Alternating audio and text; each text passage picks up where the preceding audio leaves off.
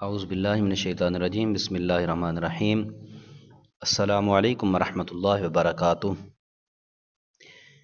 آج ہم پڑھ رہے ہیں نائب فاعل کے بارے میں۔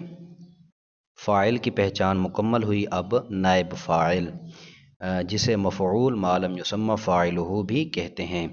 تو یاد رکھیں، فعل معروف کا فاعل ہوتا ہے۔ جب فعل معروف ہوگا تو اس کے آگے آنے والا اسم فاعل ہوگا، اور جب فعل مجہول ہو تو آگے آنے والا اسم اس کا نائب فاعل ہوگا، جس کو مفعول ما لم یسمى فاعلہ بھی کہتے ہیں۔ یعنی مفعول اس فعل کا جس کا فاعل مذکور نہ ہو، یہ مفعول ما لم یسمى فاعلہ کا معنی ہے۔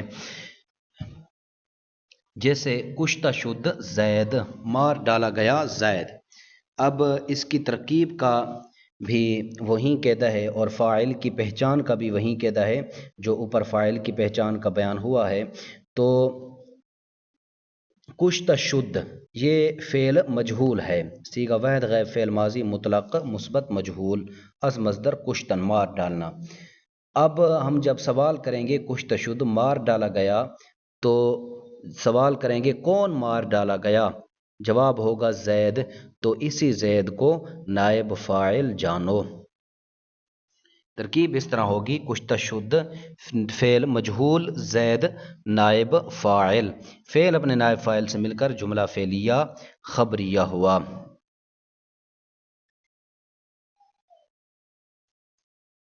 اور آگے تنبیہ ذکر کر رہے ہیں۔ تنبیہ: نائب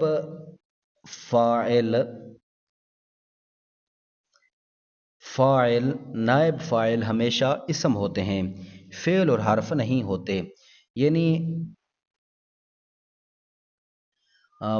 فاعل یا نائب فاعل جو عبارت میں ہوں گے وہ ہمیشہ اسم ہی ہوں گے، اسم ہی ہمیشہ فاعل اور نائب فاعل بنتا ہے۔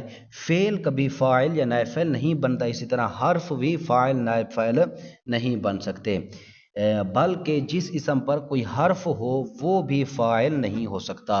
جس اسم پر کوئی حرف داخل ہو جائے، حروف جارہ وغیرہ داخل ہو جائیں، تو وہ اسم بھی فاعل یا نائب فاعل نہیں بن سکتا۔ جیسے نشست زید برتخت، اس میں برتخت کو فعل کا متعلق کہنا ہے، نہ کہ فاعل، بلکہ فاعل جو ہے وہ زید ہے جو اس میں اسم ہے۔ اس کی ترکیب اس طرح ہوگی: نشست زید برتخت۔ نشست فعل ہے، صیغہ واحد غائب، فعل ماضی مطلق مثبت معروف از مصدر نشست، نشست یہ فعل معروف ہے، تو آگے آنے والا اس کا فاعل ہوگا۔ سوال کریں گے بیٹھا، نشست معنی بیٹھا، کون بیٹھا؟ زید، تو زید ہو جائے گا اس کا فاعل۔ اب آگے ہے بر تخت، بر حرف ہے، تخت آگے اسم ہے، تو اس اسم پر بر داخل ہو گیا، حرف داخل ہو گیا، حرف جارہ، تو ہم نے قاعدہ پڑھا جس اسم پر با داخل ہو یعنی حروف داخل ہوں تو وہ اسم کبھی فاعل یا نائب فاعل نہیں بن سکتا۔ تو اسی طرح برتخت اب فاعل یا نائب فاعل نہیں بنے گا، بلکہ بر حرف جار، تخت اسم مجرور، جار مجرور مل کر یہ ہو جائیں گے متعلق نشست کے۔ نشست فعل اپنے فاعل اور متعلق سے مل کر جملہ فعلیہ خبریہ ہوا۔ آگے فائدہ ذکر کر رہے ہیں کہ فعل ہمیشہ مشتق ہوتا ہے، لیکن فاعل اور مفعول مشتق بھی ہو سکتے ہیں اور جامد بھی۔ یعنی فعل جو ہوتا ہے، فعل ہمیشہ مشتق ہی ہوتا ہے، لیکن فاعل اور مفعول مشتق بھی ہو سکتے ہیں، کسی چیز سے نکالے بھی جا سکتے ہیں اور جامد بھی ہو سکتے ہیں۔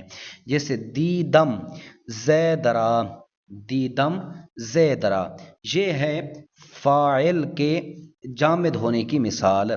دیدم فعل ہو جائے گا، میم ضمیر مرفوع متصل، فاعل یہ ان صیغوں میں سے ہے جو فعل بفاعل ہوتے ہیں۔ صیغہ واحد متکلم ہے، دیدم فعل بفاعل، زید مفعول بھی را علامت مفعولی۔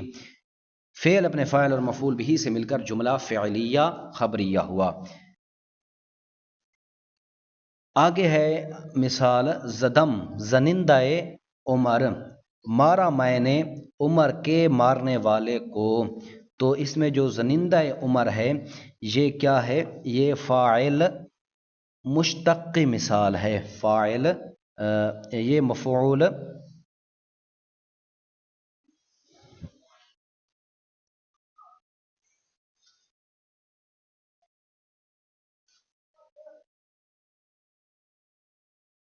مفعول مشتق کی مثال ہے۔ اسی طرح آمد زید اور آمد زنندہ زید، آیا زید، آمد زنندہ زید، آیا زید کو مارنے والا، یہ ہے فاعل مشتق کی مثال۔ دیدم زید را، یہ مفعول جامد کی مثال ہے، اور زدم زنندہ عمر یہ مفعول مشتق کی مثال ہے۔ آمد زید یہ فاعل جامد کی مثال ہے، زید اس میں فاعل ہے، اور آمد زنندہ زید یہ فاعل کے مشتق ہونے کی مثال ہے۔